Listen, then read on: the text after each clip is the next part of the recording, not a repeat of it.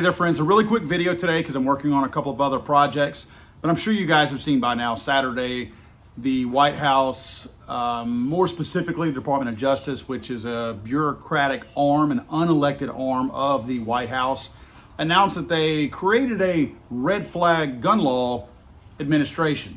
They call it the Extreme Risk Protection Order, blah, blah, blah. It's just an office to try to concoct stories, reasons why you should have a red flag gun law, figure out ways to bribe the different states and communities into using red flag gun laws, which are unconstitutional and eliminates due process, which is a violation of the Constitution. My biggest thing is, I guess, the best way for you and I to look at this, it's pretty much like the ATF for red flag gun laws. It's an unelected group of people pushed by the White House, and they're set out to do unconstitutional things. Again, just like the blueprint of the ATF. My question is to you all, okay, I think I know where most of you stand on red flag gun laws. I think most of us can agree that with the fact that it's trying to punish a person for a crime that has not been committed yet. In other words, they claim constantly that it's to determine whether or not a person is a danger or a threat to themselves or other people. Well, you're not a criminal until you commit a crime.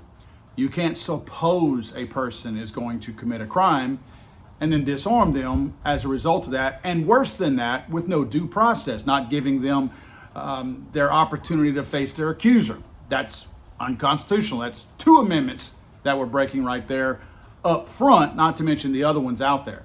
My question to you guys is, I know that the abuse of a red flag gun law already happens in some of the states that have them, but would definitely happen. Like if my neighbor didn't like me, thought I threw grass clippings on their driveway or something like that and wouldn't sweep them off. He knows I'm a gun guy. I could say, Paul threatened to kill me. They kick my door in at 2 a.m. in the morning, confiscate all my guns, then it's left up to me to try to prove my innocence at that point after they've already disarmed me and possibly even killed me, because I would shoot back whenever they kick my door in, just like many of you would. But would you misuse it? I'm not taking a stance on this yet because I want to put a video out later. I want you guys to comment in the comment section down below. Would you abuse it? If you had a nut job living next door to you, and I'm not talking about somebody who truly was a danger. I mean someone who was always giving you a hard time, always trying to give you grief. Maybe he's knocking clippings onto your driveway. And I say that, obviously that's not a good enough reason. But is there anything you could see that your neighbor, regardless of political affiliation, that they could do to make you abuse that? And do you think that's a wise thing to do? To abuse a law that is pretty much being put out there, really, I think, to encourage people to abuse it. Because let's face it, the ultimate goal is disarmament of the American people. They don't care if you're abusing it. If the end result is disarming somebody, the White House, this new agency, the ATF for red flag gun laws, and the ATF are happy because somebody got disarmed. So they don't care if it's abused. The judicial system likely doesn't care either because attorneys will make money all along the way. But would you abuse it?